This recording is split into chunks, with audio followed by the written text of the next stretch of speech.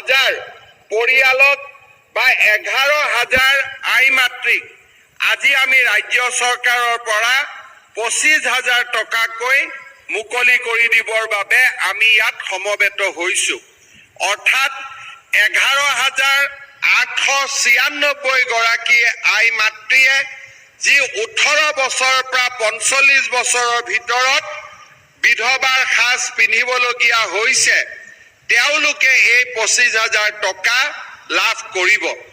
লগে লগে আজি আমি বাতৰি কাকতত এয়াও দিছোঁ যে আমাৰ যিসকল মহিলা ইতিমধ্যে এই আঁচনিৰ পুঁজি পোৱা নাই, কিন্তু 18 পৰা 25 বছৰৰ ভিতৰত তেওঁলোকে বিধৱাৰ সাজ পিন্ধিবলগীয়া হৈছে, তেওঁলোকে আমাৰ চৰকাৰক গাঁও পঞ্চায়তই হওক বা আমাৰ বিডিঅ'ৰ কাৰ্যালয়ত তেওঁলোকে আবেদন কৰিব পাৰিব আৰু আমি প্ৰত্যেক 6 মাহৰ মূৰে মূৰে বা 3 মাহৰ মূৰে মূৰে আমি তেওঁলোকৰ আৰ্থিক সাহায্য আমি মুকলি কৰি দিম। মোৰ বিশ্বাস যে আজিৰ এই অনুষ্ঠানৰ জৰিয়তে আমি এটা সজাগতাৰ সৃষ্টি কৰিব পাৰিম। পঞ্চায়ত আৰু গ্ৰামোন্নয়ন বিভাগে প্ৰপত্ৰসমূহ ব্লক আৰু পঞ্চায়তৰ কাৰ্যালয়ত উপলব্ধ কৰিব পাৰিব আৰু যদি পৰ্টেল এটাৰ ব্যৱস্থা কৰিব পৰা যায়, পৰ্টেলৰ জৰিয়তে যদি আবেদন হয়, তেতিয়াহ'লে বিডিঅ' বা পঞ্চায়তৰ কাৰ্যালয়তো আই মাতৃসকল যাব নালাগিব, পোনে পোনে পৰ্টেলৰ জৰিয়তেও আবেদন কৰিব পাৰিব। এই ধৰণে এই আঁচনিখনক আৰু অধিক জনমুখী আৰু ৰাইজৰ ওচৰলৈ লৈ যাবৰ কাৰণে মই পঞ্চায়ত আৰু গ্ৰামোন্নয়ন বিভাগক আহ্বান জনাম। এই আঁচনিখন যিমানেই জনমুখী হ'ব, বিপদৰ সময়ত আমি স্বামীহাৰা সেই আই মাতৃসকলৰ জীৱনলৈ অলপ হ'লেও কিঞ্চিত হ'লেও আমি সহায় আগবঢ়াব পাৰিম। আজি আমাৰ এই সভাত শোণিতপুৰ, নগাঁও, বিশ্বনাথ, ওদালগুৰি জিলাৰ প্ৰায় 2000 হিতাধিকাৰী ইয়াত সমবেত হৈছে। সকলোৰে বেংক একাউণ্টত আপোনালোকে যিটো বেংক একাউণ্টৰ নম্বৰ আমাক দিছিলে, সেই বেংক একাউণ্টত আজি বা কালিৰ ভিতৰতে আপোনালোকৰ পুঁজি জমা হ'ব আৰু কোনোবা কাৰণত যদি আপোনালোকৰ পুঁজি কিবা কাৰণত 2-এজনৰ নোসোমায়, আমি খবৰ লৈ একেবাৰে শেষ গৰাকী মহিলায়ো এই পইচা নোপোৱালৈকে আমি আপোনালোকৰ বেংকৰ কামখিনি নিয়মীয়া কৰি দিয়াৰ আমি ব্যৱস্থা কৰিম। শ্ৰদ্ধাৰ আই মাতৃসকল, আপোনালোকে জানে যে আমাৰ ৰাজ্য চৰকাৰে অসমৰ মহিলা সমাজৰ বাবে বহুতবিলাক কাম আমি হাতত লৈছোঁ।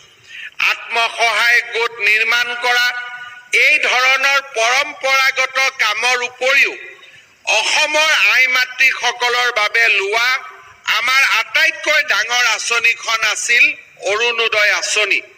2020 চনত আমি প্ৰথমবাৰৰ বাবে যেতিয়া অৰুণোদয় আঁচনি আনিছিলোঁ, সেই সময়ত আমি 830 টকাৰে এই অৰুণোদয় আঁচনি আৰম্ভ কৰিছিলোঁ। চাওঁতে চাওঁতে অৰুণোদয় আঁচনি 1000লৈকে হ'ল আৰু অহা কেইদিনমানৰ ভিতৰতে অৰুণোদয় আঁচনিৰ হিতাধিকাৰীসকলে 1250 টকাকৈ তেওঁলোকে লাভ কৰা আৰম্ভ কৰিব। এতিয়া আমাৰ মাজত আৰু এটা কথা আহিলে যে আমাৰ বহু মহিলাই এতিয়াও অৰুণোদয় আঁচনি পাব বাকী আছে। সেইবাবে আমি এটা অৰুণোদয় সপ্তাহৰ আয়োজন কৰিছিলোঁ। আমাৰ হাতত 20 লাখ অৰুণোদয় হিতাধিকাৰী আছে। আমাৰ যেতিয়া কলেজৰ ছাত্ৰ ছাত্ৰীসকল ঘৰে ঘৰে গ'ল, তেতিয়া আমি দেখা পাইছিলোঁ যে প্ৰায় 1.5 লাখ পৰিয়ালক এই অৰুণোদয় আঁচনিৰ আচলতে প্ৰয়োজন নাই।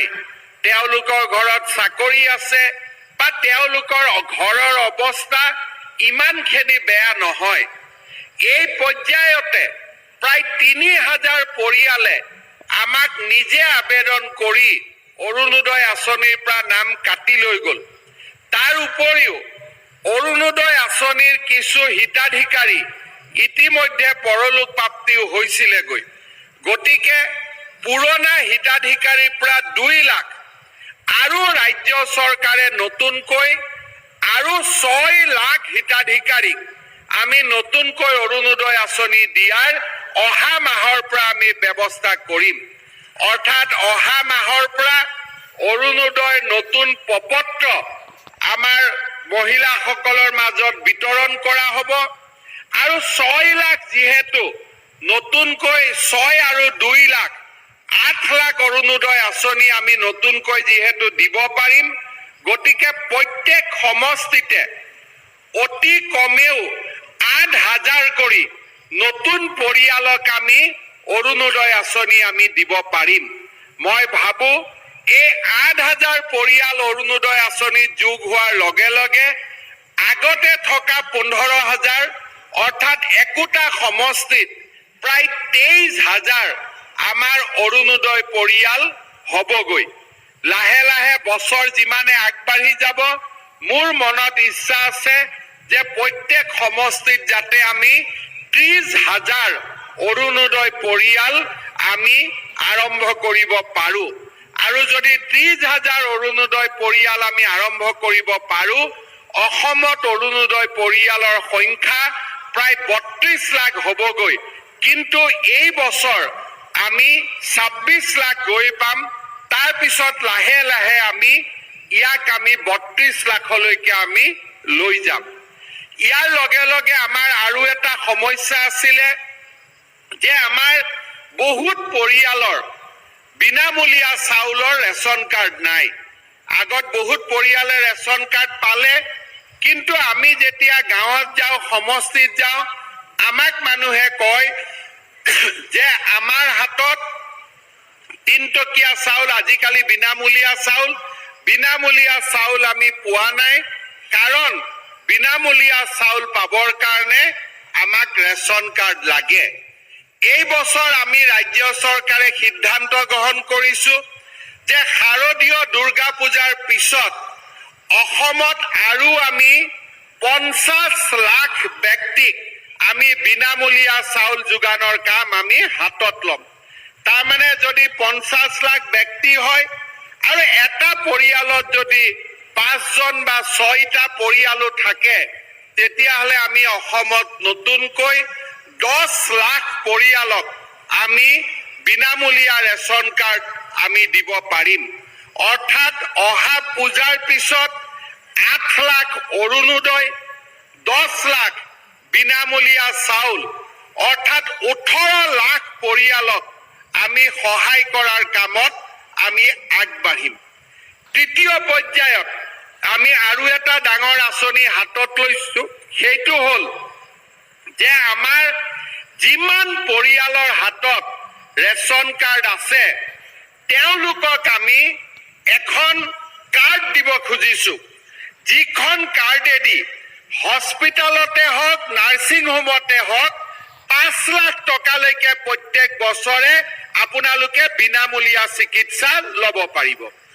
অৰ্থাৎ অৰুণোদয় পাব 8 লাখ পৰিয়ালে, ৰেচন কাৰ্ড পাব 10 লাখ পৰিয়ালে, আৰু সৰ্বমুঠ 52 লাখ পৰিয়ালক আমি এখন কাৰ্ড দিম, যিখন কাৰ্ডৰ সহায় লৈ আপোনালোকে গভৰ্ণমেণ্ট হস্পিটাল হওক, অসমৰ ভিতৰত হওক, অসমৰ বাহিৰত হওক, য'তে আপোনালোকে ট্ৰিটমেণ্ট কৰে 5 লাখ টকালৈকে আমাৰ মেডিকেল আমি বিনামূলীয়াকৈ কৰিব পাৰিম।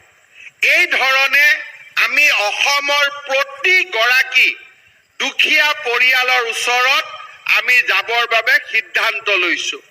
ইয়াৰ লগে লগে 10 লাখ পৰিয়ালক প্ৰধানমন্ত্ৰী আৱাস যোজনা নিৰ্মাণৰ কাম চলি আছে। বিধৱা পেঞ্চন, বৃদ্ধ পেঞ্চনো আমি ইতিমধ্যে সাৰ্বজনীনভাৱে প্ৰতিগৰাকী আই মাতৃলৈ পঠোৱাৰ ব্যৱস্থা কৰিছো।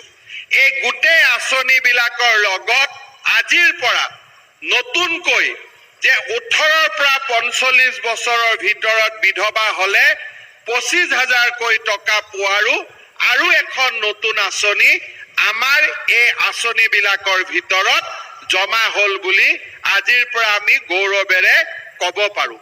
শ্ৰদ্ধাৰ ৰাইজ, এই গোটেই আঁচনিবিলাকৰ জৰিয়তে অসমৰ দুখীয়া লোকক আমি সহায় কৰাৰ বাবে চেষ্টা কৰোঁ আৰু দুখীয়া দৰিদ্ৰ লোকসকলেও লাহে লাহে নিজৰ আৰ্থিক অৱস্থা সুন্দৰ কৰা আমি দেখা পাইছোঁ। আপোনালোকে দেখা পাইছে যোৱা কিছুদিন আগতে আমাৰ প্ৰায় 26,000 ল'ৰা ছোৱালীক আমি চৰকাৰী চাকৰি দিছিলোঁ। কোনেও ক'তো এটকা নোলোৱাকৈ কিমান দুখীয়া ল'ৰাই চৰকাৰী চাকৰি পাইছিলে। যোৱা 3 দিন আগতে আমি আকৌ পৰীক্ষাৰ ৰিজাল্ট দিছিলোঁ। অহা 23 তাৰিখে আকৌ আমি 10,000 ল'ৰা ছোৱালীক আমি একেবাৰে কোনেও টকা পইচা খাব নোৱাৰাকৈ আমি বিনামূলীয়া চাকৰি দিয়াৰ ব্যৱস্থা কৰিছোঁ। এনেকে চাওঁতে চাওঁতে অহা 6 মাহ 7 মাহৰ ভিতৰত আমি টোটেল 1 লাখ পৰিয়ালক আমি চৰকাৰী চাকৰি দিয়াৰ আমি ব্যৱস্থা কৰিম। আজি আপোনালোকে দেখিছে যে অসমত কি ধৰণে অসমৰ পৰিৱেশবিলাক লাহে লাহে আমি বদলাই আনিছোঁ। আগতে বানপানী হয়, মানুহে 3-4 বছৰলৈকে সাহায্য নাপায়। আজি বানপানী হ'ল, আমাৰ সাহায্যৰ কাম আমাৰ শেষ হৈ গ'ল। এতিয়া মাত্ৰ মথাউৰি ৰাস্তাবিলাক নতুনকৈ নিৰ্মাণ কৰিব লাগে। আমি বাচন বৰ্তনৰ পইচাও দিলোঁ, পঢ়া কিতাপৰ পইচাও দিলোঁ, ঘৰ ক্ষতিগ্ৰস্তৰো পইচা দিলোঁ। মাত্ৰ 2 মাহৰ ভিতৰতে আমাৰ গোটেই কাম আমি শেষ কৰি থৈ গ'লোঁ। কেইদিনমান আগতে মোক এজন মানুহে কৈছে, ভাল মানুহ, ডাঙৰ মানুহ, নাম থকা মানুহ, তেওঁলোকে কৈছে যে যদি চৰকাৰৰ কামবিলাক এনেকে যদি 1 লাখ ল'ৰাক বিনা পইচাত চাকৰিয়ে দিব পাৰি, এনেকে যদি 28 লাখ মানুহক অৰুণোদয় দিব পাৰি, ইমান মানুহক ৰেচন কাৰ্ড দিব পাৰি, 5 লাখ মানুহক যদি আপোনালোকে 5 লাখ টকাকৈ মেডিকেল ইঞ্চুৰেঞ্চো দিব পাৰে আৰু লগতে যদি ইমানবিলাক আঁচনি কৰিব পাৰে, তেতিয়াহ'লে আগতে কিয় এই কামবিলাক নহৈছিল? তেতিয়া মই এটাই কথা কওঁ যে নৰেন্দ্ৰ মোদী আগত ভাৰতৰ প্ৰধানমন্ত্ৰী নাছিল, এতিয়া নৰেন্দ্ৰ মোদী ভাৰতৰ প্ৰধানমন্ত্ৰী। আপোনালোকে আশীৰ্বাদ কৰিব, আমি এনেকে প্ৰতিটো দিনতে আমি যাতে ৰাইজৰ কল্যাণৰ কাৰণে চিন্তা কৰি থাকিব পাৰোঁ আৰু ৰাইজৰ বাবে আমি কাম কাজ কৰি থাকিব পাৰোঁ।